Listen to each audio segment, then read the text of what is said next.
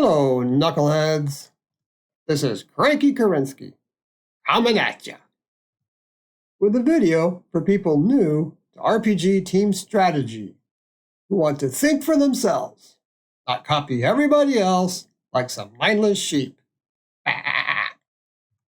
So, this is Godforge Team Strategy Basics.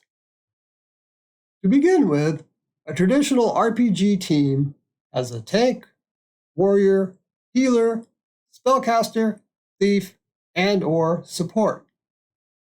And Godforge has similar hero archetypes, which are Defender, which is a tank. It can take a lot of damage and helps keep your team alive by protecting them in various ways. The Defender is primarily a defensive unit. Here, we have an example of a defender, Athena, and we can see the defender icon under her name. One of the ways she protects us is seen on her basic skill, where she places the defense up buff on our team. Another protection is on her core skill, where she directly reduces the damage our team takes by 5%, stacking up to 3 times. The next archetype is the Brawler, an in-your-face offensive damage dealer that has decent survivability, which means they don't die easily. Our example of a Brawler is Grendel. On his basic skill, we are rewarded for increasing his hit points as it increases his damage output by 7%. So, there is a synergy between a brawler's survivability and the amount of damage they do. On his core skill, we see the damage increase received from his hit points is raised to 14%. Next, we have the Invoker, an offensive support unit that provides healing, revives, and/or various buffs for your team. Our example of an Invoker is Quetzalcoatl. This Invoker provides healing, as we can see on his basic skill. On his core skill, he is speeding up the frequency of our team's attacks by increasing turn meter and placing the speed up buff. Next is the Disruptor, an offensive manipulator that disables and debuffs the enemy team. The Disruptor is good at crowd control and weakening opponents. Our example of a Disruptor is Hades.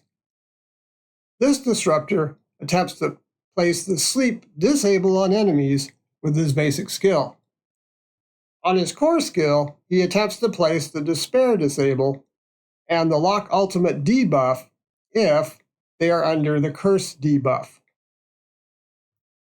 The last archetype is the Slayer, an offensive unit with high damage output but dies easily. Basically, a glass cannon. Our example of a Slayer is Sizzin or Kisin. His basic skill does a lot of damage by attacking all enemies at a multiplier of 380%. And the multiplier increases to 410% on his core skill. These different archetypes are the building blocks for assembling our teams, providing numerous options. And unless we are given in-game constraints, we can mix and match as much as we want. Now, let's talk about some popular team strategies. Traditional. This team provides balance to handle most situations. It consists of a defender to soak up and reduce damage to our team, an invoker to buff and heal our team, a disruptor to disable and/or weaken the enemies, and a slayer or brawler to provide a lot of damage to the enemies. Offensive. The idea here is to destroy the enemy before they can damage you. It consists of an invoker to increase team damage and speed, The goal is to have your whole team go first. Then we're going to have numerous slayers and or brawlers to provide a ton of damage using area of effect AoE attacks with high critical hit rate and damage. Unkillable. We use survivability to provide the time needed to achieve an objective. It consists of multiple defenders to soak up and reduce damage to our team, and we might include an invoker to buff, heal, and revive team members. Crowd control, where we neutralize problematic enemies, allowing us to pick off priority targets first. It might include an invoker to buff and heal our team, but will definitely include a disruptor or two to disable and weaken enemies, and have a slayer or brawler to provide a lot of damage. There are many variations to all of the strategies presented, so experiment. Godforge also provides many options with its heroes, so here are 3 tips to consider. Tip number 1. Look for team synergies, like heroes that complement each other, like a hero lowering enemy defense before another attacks them. Pairs of heroes that unlock additional actions, and faction synergies.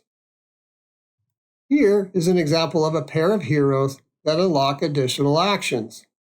We can see on Apollo's basic skill that if Artemis is on the team, she will join in the attack. Here is an example of faction synergy. We can see on Vivian's ultimate skill that she will remove all debuffs from any team members in the Avalon faction. Tip number 2. Study the kits of all the heroes. Sometimes a rare hero outperforms a legendary, or a defender controls crowds better than a disruptor. These things happen. Tip number 3. Expect to form different teams. All team-based strategy games worth playing will force us to make changes. On a final note, embrace the challenge of using non-meta heroes. Godforge provides many ways to achieve the satisfaction of forging your own path. This is Cranky Kerensky, signing out.